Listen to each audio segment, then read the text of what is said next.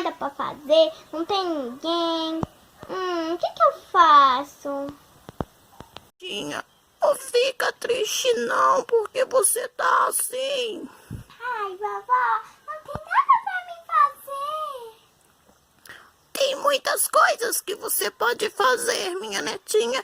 Dia de chuva não é tão ruim assim. Historinhas, livros, brincadeiras, teatro e muito mais. Chame uma amiguinha para brincar com você. Posso chamar a Maria? Pode sim, minha linda. Oi. Oi, amiguinha. Oi, você pode brincar? Minha mãe não deixa eu brincar.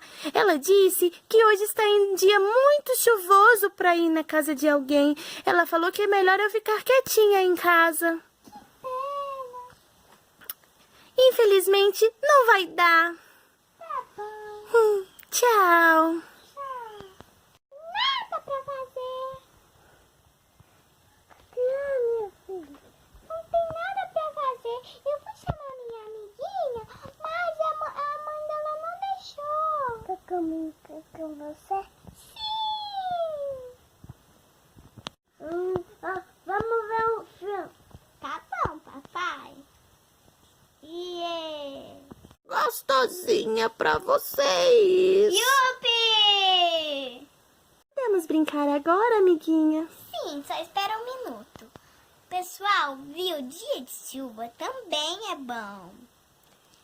A gente pode brincar, ver filme junto com a nossa família. Beijo, tchau!